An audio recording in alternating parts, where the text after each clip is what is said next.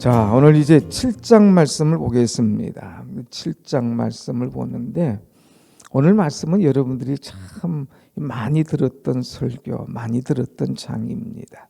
그런데 우리가 들을수록 또 한 번 깨닫고 또 은혜 받을 것들이 많이 있어요. 사람은 살 때마다 이건 누구의 시대다, 누구의 시대다 이런 얘기를 합니다. 그동안은 이제 1장부터 6장까지는 쭉 보면 엘리의 시대였다 이렇게 이야기할 수 있습니다.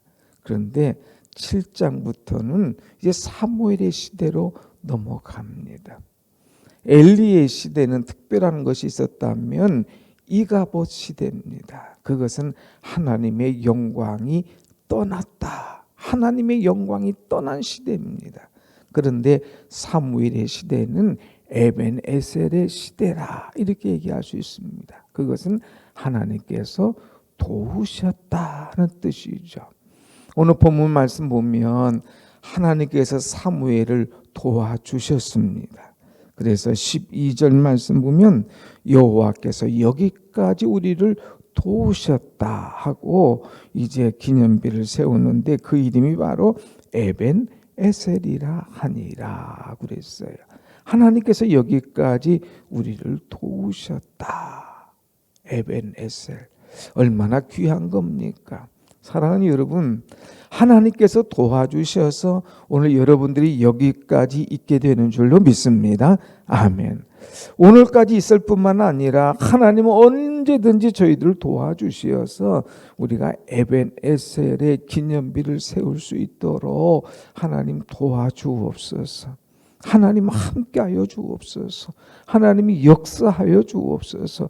기도할 때에 주의 도움의 손길이 오늘 여러분 가운데 날마다 오늘도 내일도 날마다 있게 될 줄로 확실히 믿습니다. 아멘. 그러면 하나님께서는 어떤 사람을 도와주시느냐? 어떤 사람을 도와주시느냐? 우리의 시대가 에벤에셀 하나님께서 도와주시는 시대가 되길 원한다면 우리가 하여야 될 것이 있습니다. 그냥 입으로만 하나님 도와주세요.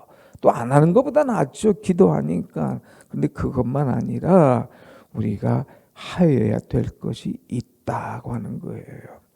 자, 그 말씀을 보면 이제 3절 말씀부터 보겠습니다. 3절 이스라엘 사무엘이 이스라엘 온 족속에게 말하이르되 만일 너희가 전심으로 여호와께 돌아오려거든 그랬어요. 하나님께서 도와주시는 사람이 되길 원한다면 하나님 앞에 돌아와야 된다고 하는 거예요. 그런데 그냥 돌아오는 것이 아니라 너희가 전심으로 여호와께 돌아오려거든 온 마음을 다해서 전심으로 하나님 앞에 돌아오라 하는 거예요. 전심으로 하나님 앞에 돌아올 때에 하나님께서 그 사람을 도와주신다는 거예요. 그런데 전심으로 돌아오는 것이 어떤 뜻이냐? 오늘 말씀 보니까 너희 가운데 이방신들 아스다롯을 너희 중에서 제거하고 너희 마음을 여호와께로 향하여 그만을 섬기라. 그리하면 블레셋 사람들의 손에서 건져내리라. 하나님께 돌아와. 하나님께 돌아오는 방법이 뭐냐? 너희 중에 있는 이방신들 아스다롯 이런 것을 다 제거해라. 제거해라. 내 속에 아직도 하나님 외에 다른 것을 사랑하는 우상이 있다면 이것들 제거해. 하나님 외에 다른 것들을 의지하는 것이 있다면 그것 없애버려. 그리고 깨끗한 마음, 정결한 마음을 가지고 돌아오라 하는 거예요. 여러분, 우리가 신앙생활 한다고 하면서도 하나님에게 붙잡히지 않고 아직도 세상에 붙잡혀 있는 것 있습니까? 아직도 그것에 마음을 빼앗긴 것 있습니까? 우리 가운데 나만이 알고 있는 비밀과 어떤 이방 우상신이 있다면 이것 다 제거하고 깨끗하게 하고 하나님 앞에 전심으로 돌아오라 하는 말씀이에요. 하나님께서 없는 사람은 하나님께 도움받기를 원한다면 내 개인적인 필요 없는 것, 하나님 외에 다른 것을 사랑하고 섬겼던 것들, 그것에 마음을 빼앗겼던 것들 다 스스로 제거해라. 이거 제거해라. 깨끗하게 하나님 앞에 제거하고 하나님 앞에 청결하게 하고 오라 하는 거예요. 두 번째는 5절 말씀 보면 어떤 말씀이 있느냐? 사무엘이 이르되 온 이스라엘은 미스바로 모이라. 내가 너희를 위하여 여호와께 기도하리라 하매 그랬어요. 자, 아까는 개인의 기도였습니다. 이번에는 온 이스라엘은 미스바로 모여라. 연합해서 함께 하는 것입니다. 하나님께서 도와주시길 원하는 그런 가정, 하나님께서 도와주시길 원하는 사업장, 하나님께서 도와주시길 원하는 교회가 되길 원한다면 혼자가 아니라 같이 하는 거예요. 같이. 그래서 온 이스라엘은 미스바로 모여라. 그리고 거기서 기도하자 하는 거예요. 여러분, 내가 깨어서 기도하고 내가 회개하는 거 중요합니다만은 그러나 혼자의 힘보다 가족들이 함께 깨어서 하나님 앞에 엎드리고 교우들이 함께 하나님 앞에 엎드리고 이 함께하는 그런 신앙 속에 놀라운 은혜의 역사가 일어난다고 하는 거예요. 개인의 기도뿐만 아니라 또 함께하는 가족들, 교우들이 합심해서 부르짖어 기도할 때에 그 속에 하나님의 역사가 일어나게 될 줄로 믿습니다. 아멘. 이 세 번째는 뭐냐? 6절 말씀 보면 그들이 미스바에 모여 물을 길어 여호와 앞에 붓고 그랬어요. 하나님 앞에 물을 길어서 부었다는 거예요. 이것은 나 개인이나 온 이스라엘이나 하나님 앞에 마음을 쏟았다는 거예요. 마음을 쏟아서 물을 붓듯이 내 마음을 쏟아 붓는 거예요. 그러면서 하나님, 우리가 하나님께 범죄하였나이다. 우리가 하나님 앞에 범죄하였나이다. 한번 같이 해볼까요? 우리가 여호와께 범죄하였나이다. 범죄하였나이다. 자, 이 백성들이 엘리의 죄 때문에 홈리와 비느하스들 다 전쟁에 나가서 죽습니다. 그 다음에 법궤 빼앗깁니다. 그 다음에 며느리도 죽습니다. 엘리도 죽습니다. 뭐 여러 가지 문제와 사건들이 다 일어났던 것, 이것들 다 엘리의 문제다 이렇게 하지 않고 우리가 여호와께 범죄하였나이다. 한 사람의 문제가 아니라 우리가 여호와께 범죄하였나이다. 이 기도하는 사람들을 보면은요, 기도를 끌어다가 자기의 문제로 가져오는 거예요. 느헤미야도 그 시대의 문제를 놓고 기도할 때에 조상들의 죄라고 얘기하지 않았어요. 우리가 그 죄를 끌어들여서 내 문제, 우리의 문제로 가져왔다고 하는 거예요. 그래서 개인 기도, 공중 기도, 합심 기도할 뿐만 아니라 우리가 하나님께 범죄하였나이다 하면서 회개하는 거예요. 오늘 우리는 우리 가족들과 함께 우리가 범죄하였나이다 하면서 회개하고 기도하는 것 중요합니다. 그 다음에 하나가 또 있다면 9절 말씀이죠. 9절 말씀 한번 같이 봅시다. 시작. 사무엘이 젖 먹는 어린 양 하나를 가져다가 온전한 번제를 여호와께 드리고 그랬어요. 하나님 앞에 온전한 번제 드리는 거예요. 이들이 이렇게 미스바에 모여서 기도한다고 하니까 블레셋이 막 공격해 올라오지 않습니까? 사람들은 무서워 죽겠다고 우리를 위해서 기도해 달라고 막 하지 않습니까? 그럴 때에 사무엘이 다른 것 없어. 어떻게 전술 전략 짜지 않고 하나님 앞에 예배드려, 그것이 하나님의 마음을 움직이는 비결이야 하면서 온전한 번제를 하나님 앞에 드렸다고 하는 거예요. 여러분, 세상에 급한 것 아무리 있어도 하나님 앞에 온전한 번제 드리는 것이 우선순위인 줄 알고 믿음으로 나아갈 때에 그 번제를 받으시고 하나님께서 책임지시고 응답하시는 줄로 믿습니다. 아멘. 그래서 여기 보세요. 뭐라고 했나? 온전한 번제를 여호와께 드리고 이스라엘을 위하여 여호와께 부르짖음에 여호와께서 무엇 하셨더라? 응답하셨더라. 하나님께서 응답해 주셨어요.